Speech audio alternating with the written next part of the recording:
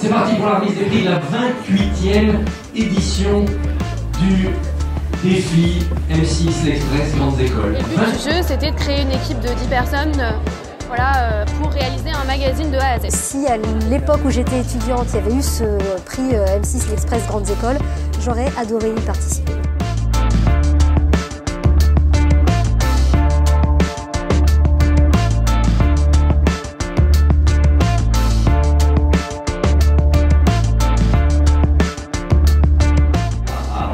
Et donc, on peut dire que c'est Grenoble. Grenoble.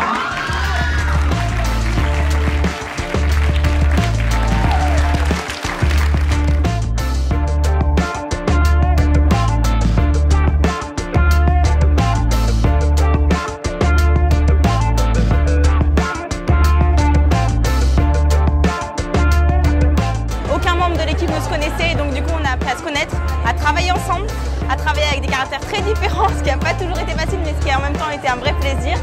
Après ce qu'on a appris aussi c'est beaucoup de métiers, métier de la presse, métier de la publicité, community management, la coordination, la photo, donc c'est vraiment un package qu'on a appris pendant ce défi. Quand on participe à ce type de défi, on apprend d'abord à synthétiser, on apprend à surprendre et on apprend à vendre. Et là, pour le coup, c'est vrai, on vend des informations, on les met en avant, c'est pas du tout vulgaire de dire les choses comme ça. C'est vraiment un point de vue journalistique, on est là pour être lu, on est là pour accrocher le regard et je trouve que ça, c'est hyper important pour la suite. On avait un sujet difficile sur l'économie sociale et solidaire et donc chercher les personnes à interviewer, trouver les bonnes questions et vraiment devenir journaliste et participer à ce métier qu'on ne connaît pas. Ils ont vraiment un sens de l'enquête, quoi. Ils ont vraiment creusé. C'est drôlement bien, c'est-à-dire qu'ils respectent la devise de l'Express, qui est de François Giroud. Le journaliste, c'est celui qui lève le voile. Eux, ils ont bien levé le voile.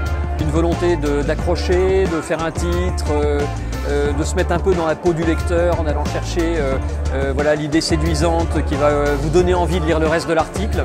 L'avenir de ces jeunes, pour moi, il est très clair. J'en veux au moins 4 ou 5 qui, dans 5 ans, seront dans Capital pour parler de leur success story. Et on verra peut-être que dans quelques années, c'est nous qui serons à la place de Laurent Geoffrin, de Nicolas de Taverneau et tout. Et peut-être que, on ne sait pas, dans 30 ans, peut-être qu'on remettra nous aussi un prix. Je vais prendre les numéros de portable là, pour m'assurer de les avoir devant la caméra dans pas longtemps.